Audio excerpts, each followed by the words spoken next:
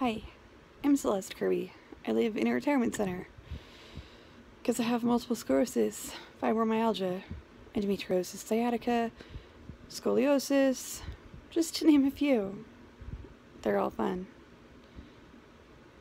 So, there's been all sorts of tension around here lately, and I was gonna move out, and I don't know if I will anymore because I hate when home doesn't feel like home, but truthfully, I'm 37. I live in a retirement center, and I'm gonna have to for the next 40 years. Home will probably never feel like home again. So I may as well stay here. I mean, I usually stay in my room anyway. This was a people I meet because before I was wheelchair bound, people would come up and complete strangers would come up and tell me everything about themselves because I have a resting nice face, and I'm also an empath, so I can feel other people's emotions, which is another reason why this is not the best place for me, but it's better than the long-term end of a nursing care center, which is where I had been, because there people lost the will to live. For the first year, I wasn't even bored. Could barely even move. So I guess it means I'm getting better if I'm bored.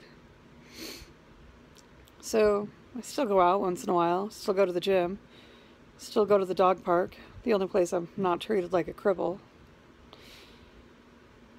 But now that I am a cripple, no one comes up and tells me their life story, and they trip over themselves to help me, which I appreciate the gesture, but I don't know. I don't really meet the weirdos anymore. Now I am the weirdo, and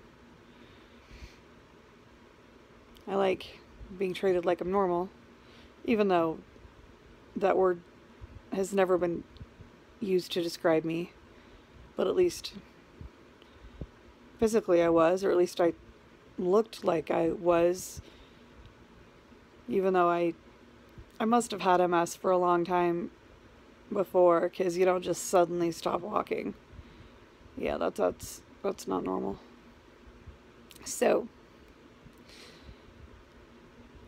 we're gonna do a little short book versus movie of Ender's Game. Normally I like the books better than the movie, and this is no exception.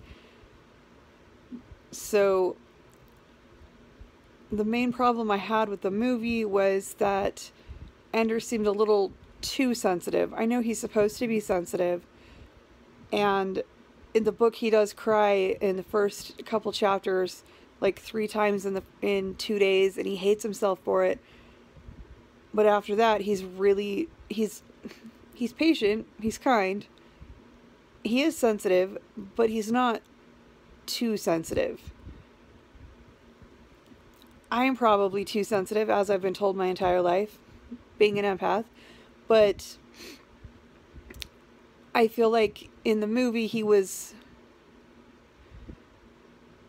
a little too sensitive. Although in the book he is still a sensitive kid. I don't know. For some reason, when I saw it in the theater and I saw Abigail Breslin, who I adore, who was the little girl star in Little Miss Sunshine, my first thought was, oh no, what is she doing playing in a washed up movie? Why did I think it was washed up? It was in the theater, it was like opening weekend, so it wasn't washed up. But for some reason, I'd already figured it was washed up. Maybe it's because I'd heard so much about the author already that I no longer liked him. I hate learning about actors and authors because I want to just appreciate their work without that getting in the way, their personal lives. But we'll save that for another day. So, book versus movie on Ender's Game. The book is much better. It goes into much more detail about the fights and the arrangements. And, as always, our imagination is better than what Hollywood could ever do.